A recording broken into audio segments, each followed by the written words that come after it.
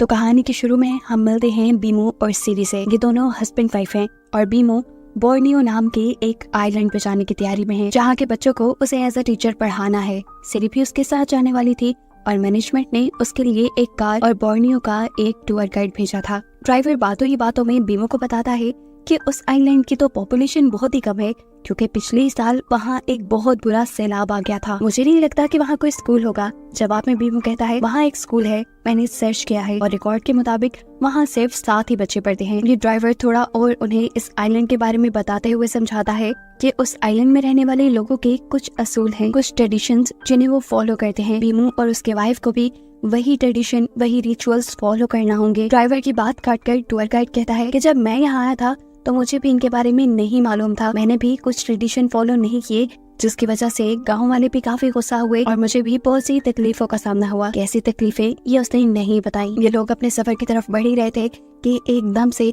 सिरी को किसी के चिल्लाने की आवाज आती है। विंडो के बाहर जब वो दिखती है तो वहाँ एक फीमेल हेड आग के ऊपर उड़ रहा था, जिसे देखकर वो बुरी तरह डर गई। उसने इस बारे में इन तीनों को भी बताया, लेकिन किसी ने उसकी बात पे एतबार नहीं किया। वो इतना ज्यादा घबराई हुई थी कि तीनों मिलकर उसे रिलैक्स करते हैं। वो इन तीनों को समझाने की कोशिश करती है कि वो सर उड़ रहा था, आग पे था, उसकी कोई बॉडी नहीं थी, लेकिन ये लोग उसकी बात पे ध्यान नहीं देते। एकदम से सिरी को वॉमिट होने लग जाती है और इन्हें गाड़ी रोकनी पड़ती है। एकदम से उन्हें जंगल से ऐसी आवाज आती है कि कोई तेजी से उनकी तरफ बढ़ रहा है। देखने पे उन्हें पता चला कि एक कॉफिन उनकी तरफ आ रहा था। इसे देखकर वो डर गए। जल्दी से ये लोग गाड़ी में बैठे और इन्होंने गाड़ी स्टार्ट की, लेकिन अब इनकी गाड़ी भी स्टार्ट नहीं हो रही थी।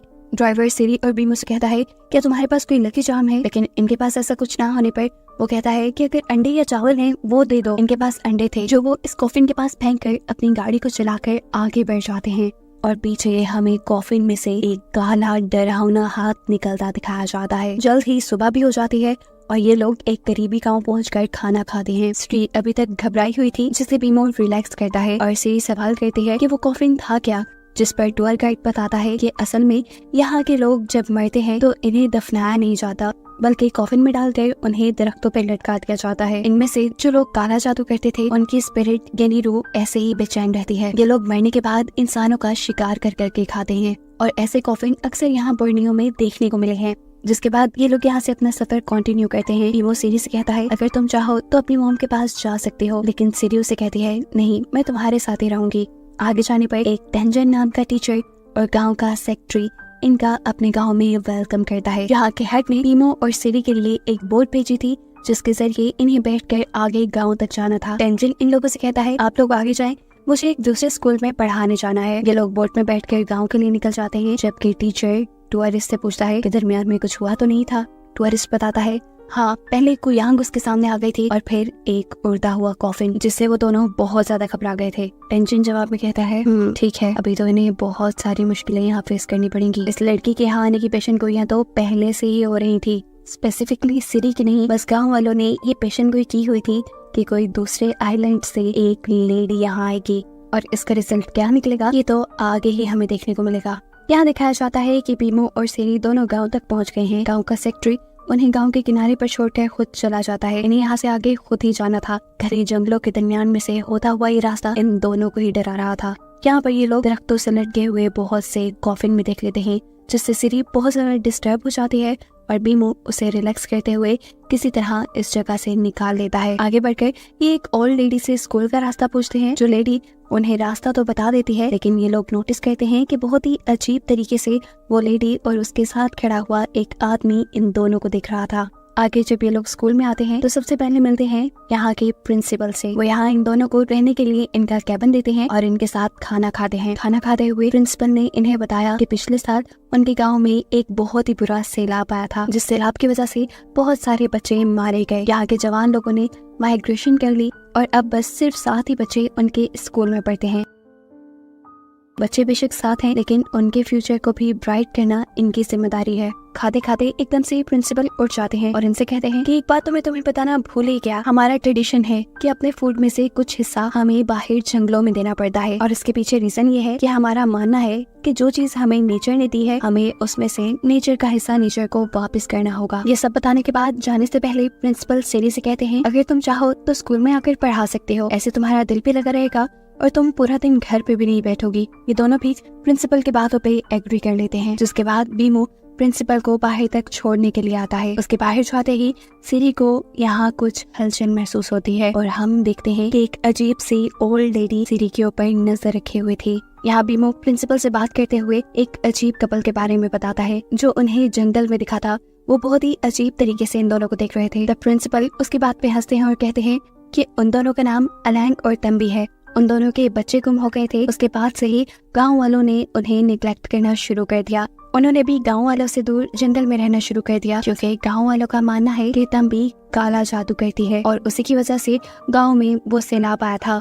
जिस औरत की प्रिंसिपल बात कर रहे थे, ये वही औरत है जो अभी भी सिरी के ऊपर नजर रखे हुए है। प्रिंसिपल चले जाते हैं, ये लोग भी सो जाते हैं और आधी रात में इनका दरवाजा खटखटाता है। रिमोट कर चेक करने के लिए जब जाता है तो एक औरत जल्दी से इनके घर के अंदर आ जाती है। ये तंबी ही थी जो इन्हें कुछ कहती तो नहीं, लेकिन इन दोनों को गौर से देखकर सिरी के पेट पर हाथ लगाकर यहाँ से चली जाती है। उसकी इस हरकत से ये दोनों बहुत ही ज्यादा डर चुके थे। ये बात सुबह होने पर ये दोनों प्रिंसिपल को बता देते हैं और प्रिंसिपल हंसते हुए उससे कहते हैं, अरे परेशान होने की कोई बात नहीं, तंबी हर नए लोगों के साथ ऐसा ही करती है। खैर अब ये दोनों अपनी ड्यूटी शुरू कर देते हैं। सिरी जिस क्लास में पढ़ा रही थी उस क्लास में सिर्फ 4 ही बच्चे थे, लेकिन जैसे ही वो किताब से मुंह उठाकर बच्चों को देखती है तो पूरी क्लास में उसे मरे हुए बच्चों के भूत दिखाई देने लग जाते हैं। इस चीज से वो बहुत ज्यादा डर जाती है और घर आकर ये बात बीमू को बताती है। बीमू से कहता है, मुझे नहीं लगता कि ऐसा कुछ हुआ होगा, ये तुम्हारे इल्यूजन्स होंगे। शायद तुमने ड्राइवर की बातों को ज्यादा सर पे सवार कर लिया है, ज्यादा मत सोचो। बीमू यहाँ से चला जाता है। इसके बाद सिरी को अपने पर्दे के पीछे किसी आदमी का शैडो नजर आता है। वो विंडो के पास जाकर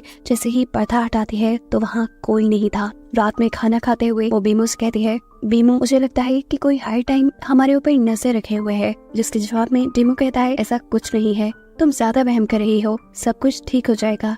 तुम एक काम करो, यहाँ के लोकल लोगों से मिलो जुलो। अगर तुम लोकल लोगों की रिस्पेक्ट करोगी तो वो भी तुम्हारा ख्याल रखेंगे। अगले दिन हम बीमू और सिरी दोनों को ही स्कूल के अंदर देखते हैं।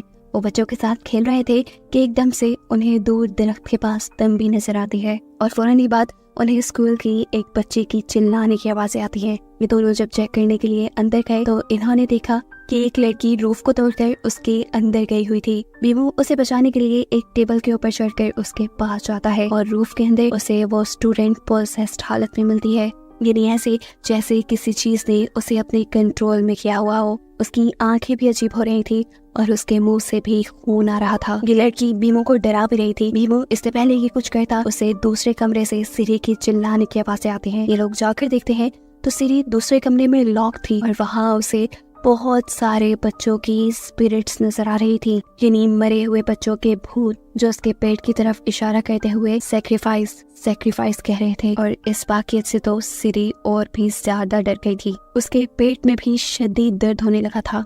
कुछ देर बाद देखने को मिलता है कि सिरी जिस रूम में बंद थी उसका दरवाजा भी खुद ब खुद ही खुल गया, जहाँ पर सिरी बेहोश पड़ी थी। जबकि दूसरी तरफ जो लड़की क्लास के रूफ के अंदर थी और अजीबोगरीब हरकतें कर रही थी वो भी बेहोश हो जाती है। सीन कट होकर रात में हमें सिरी को दिखाया जाता है जो जब अपने घर पे आराम कर रही थी तभी अचानक से उसके घर की खिड़की तोड़ते हुए यहाँ कुयांग आ गई। कुयांग यानी बोर्नियो आइलैंड में पाए जाने वाली वो स्पिरिट जिसका सिर्फ हेड आग के ऊपर उड़ता है।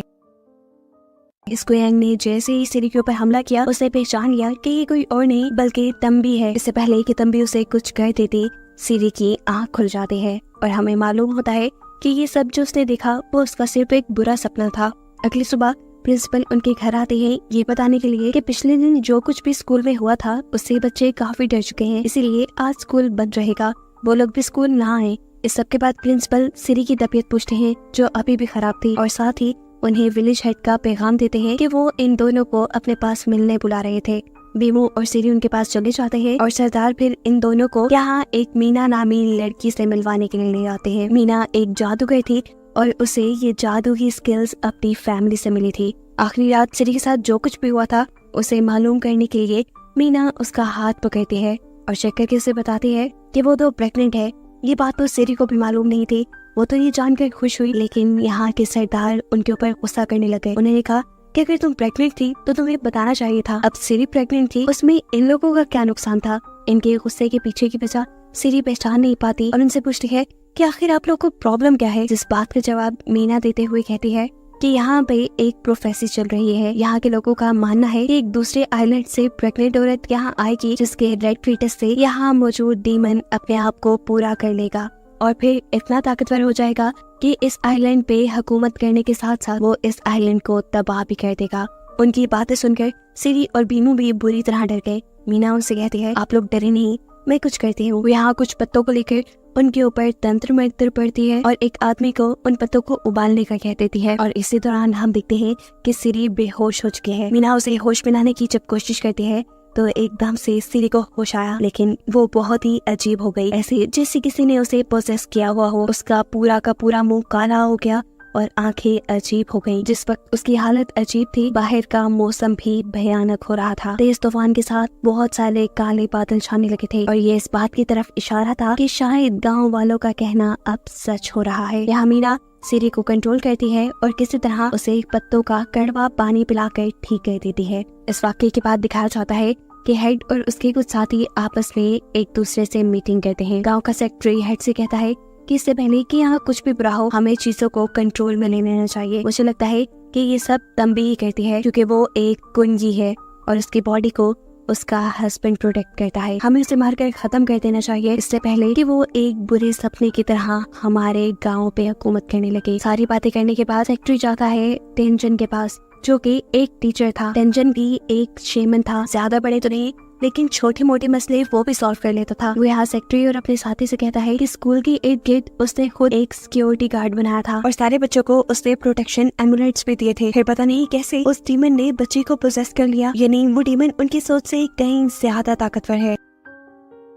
सेक्रेटरी से कहता है, अच्छा ये बातें छोड़ो और मुझे ये बताओ, क्या तुम्हारे पास सिरी के लिए कोई एमुलेट है? जिस पर ये लड़का उसे कहता है, अभी तो मेरे पास सिरी के लिए कुछ नहीं, लेकिन फिर भी मेरे पास एक खास चीज है। मेरे पास कुयांग के बाल हैं, जो असली कुयांग के पास आने पर हिलते हैं। वो बताता है कि ये बाल मुझे अपने बिस्तर से मिले थे जब कुयांग मेरे बेटे और मेरी बीवी को मारने के लिए आई थी। यहाँ हम देखते हैं कि बीमू अपने घर जाने की तैयारी में था, क्योंकि अब उसके बच्चे और उसकी बीवी के जान को खतरा था। तेजी से तैयारी करके जब वो जाने ही वाले होते हैं तो टेंशन आकर उसे बैड न्यूज देता है कि शहर जाने वाली बोट आज नहीं आई, वो अब सुबह ही शहर जा पाएगा। साथ ही टेंशन उनसे ये भी कहता है कि आप लोग टेंशन मत लेना, मैं आपके घर की ईंट के कुछ प्रोटेक्शन स्पेल्स बना देता हूँ, जिससे आप लोग हर बुरी बला से महफूज रहेंगे। और हाँ, मेरी एक बात याद रखना, चाहे कुछ भी हो जाए, सुबह होने तक कमरे से बाहर ना निकलना। रात गहरी हो जाती है और इन्हें एकदम से अपने घर के करीब हलचल की आवाजें आती है। उनके घर के कोई यांग ही उड़ रही थी, जिसको फिर वो अपनी छत के ऊपर महसूस करते हैं। और इस टाइम इन्हें कोई यांग की दर्द भरी खौफनाक चिल्लाने की आवाज भी सुनाई देती है, जिससे